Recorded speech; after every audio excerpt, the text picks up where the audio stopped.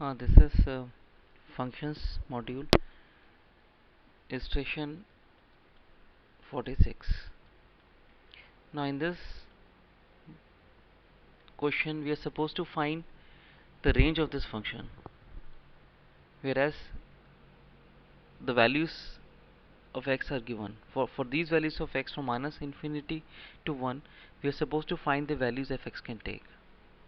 So to find range of this function, we'll express fx in composite form. Composite form means you're breaking fx function into parts. That is, for example, that is like x goes first of all into exponential function 3 to the power x. So output is 3 to the power x.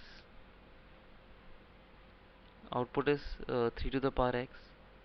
And then 3 to the power x, when 3 to the power x goes to this quadratic polynomial, output is 3 to the power 2x minus 3 to the power x plus 1.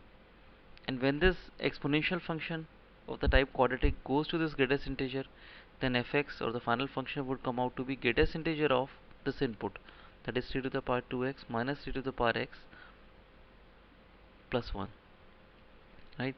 So basically we are feeding minus infinity to 1 from this side of this composition of blocks, and we want to know what will come out of this, out of the final block.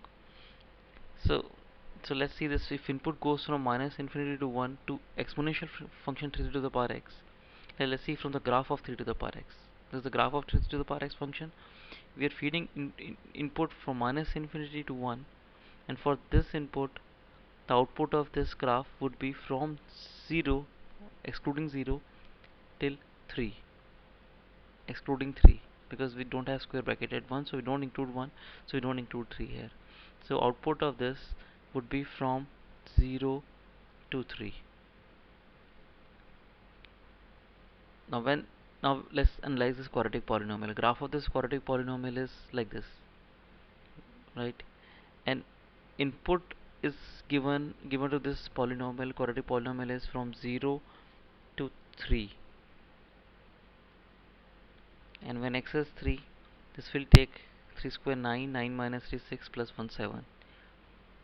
So this block will throw output that is from this vertex, the y coordinate of vertex value, till 7, and y coordinate of this vertex, you can check, minus d by 4a, it is minus d by 4a, will come out to be 3 by 4. So output of this will be from 3 by 4, excluding 3 by 4, including 3 by 4, right, till 7, excluding 7, because we cannot include 3, so we cannot include 7. So we are feeding these values to this greatest integer x function.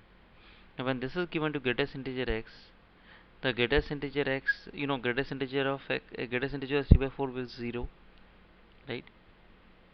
And then of all these, if x belongs to 3 by 4 to 7, including 3 by 4, excluding 7, and we put a greatest integer over these values, then the greatest integer can take values. Greatest integer of x can be 0, 1, 2, 3, 4, 5, and 6.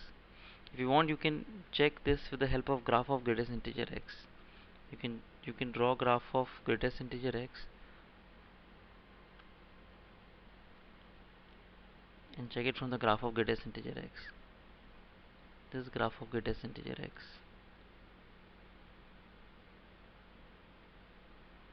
Input given is from 3 by 4 to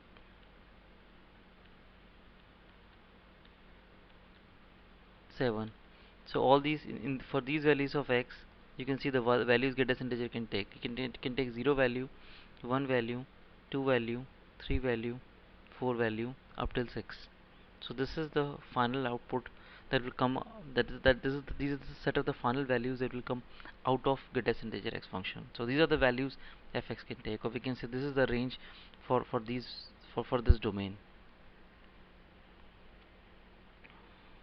I hope it is clear.